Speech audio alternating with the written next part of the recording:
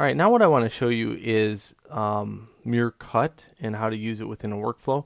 What thing about mirror cut is I'm going to use a very basic example. Here's a cube, and for mirror cut to work properly, you have to be very aware of what your axis is of positive and negative.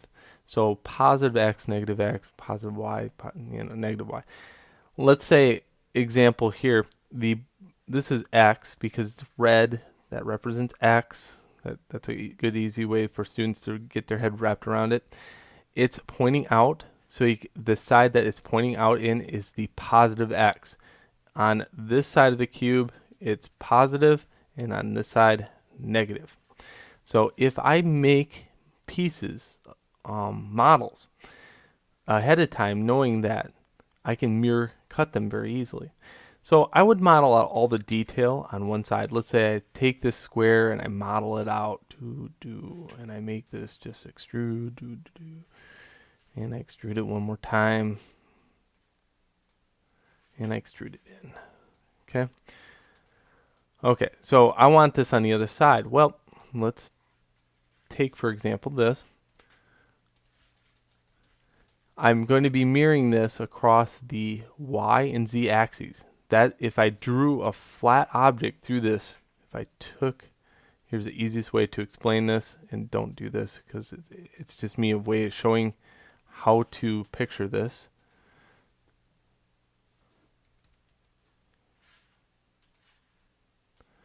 If I took this and thought of it as a mirror, I need to cut this, and I want to be able to see this part on the other side. Well, if you look at the surface of this, this is y, and z. Okay, so I'm going to be mirroring this across the YZ plane. Okay, even though I modeled it positive x. Again, it's very confusing stuff, but bear with me. Mirror cut, square box. Before I do this, I like to show D on the keyboard is to move the pivot point. You don't have to move it much. Modify freeze transformation before you do it. And now YZ. Mirror cut. The reason I did the modify freeze transformation is because there's a small bug within Maya that if you don't do it, it destroys the material on it. So just take the time to modify freeze transformation. So this is my part. This is, I think of it as a deformer. Anytime I think a deformer is, it weighs upon the object. So it's not really technically a deformer, but I think the mirror cut would best be explained as a deformer because it actually has play upon the original model. So I duplicate that one off when done, and then I get this. So as long as you know how to do this, you can build robot parts like uber fast, okay? Okay, now that we got that out of the way, let's go to an example. I have this part, and what I want to do is make a shaft that goes up into this robot's fingertip. So what I first do is start thinking, how big is this?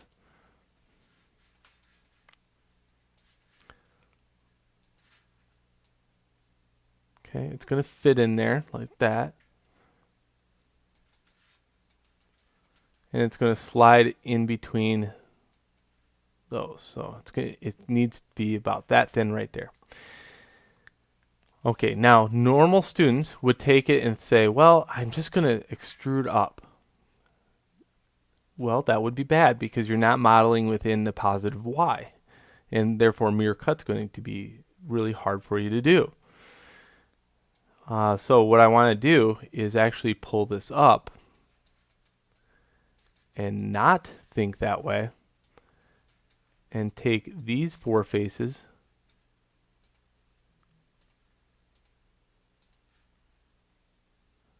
and extrude, and I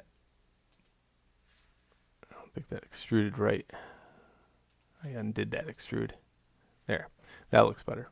And then move that down and straighten it out.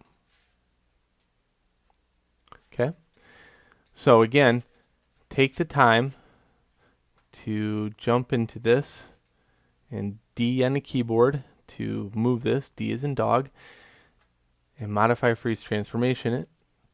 This time I'm mirroring across a different axis or a different plane. I'm mirroring this in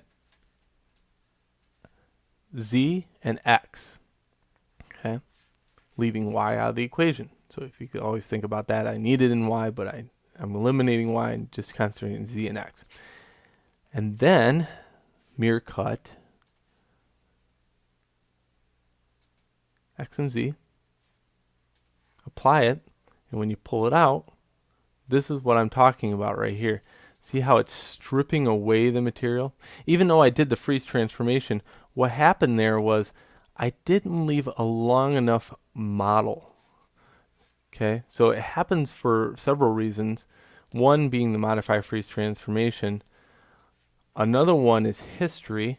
So delete by type history, modify freeze transformation. Sometimes that helps. And another thing is make sure when you're mirroring it to leave enough room. So in this case, I'm going to mirror it down. And look how much better that turned out. Now if I shrink it up, no tearing of the material occurred. Okay. Now to use that part, I'm not going to use that one. I'm going to use a duplicate of it.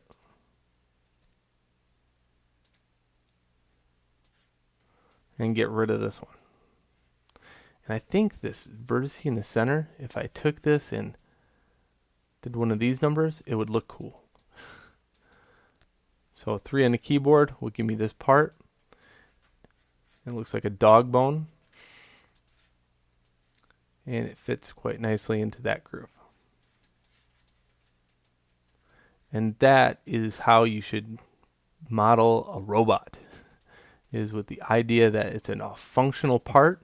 And in the next video, I want to show you about parenting and pivots.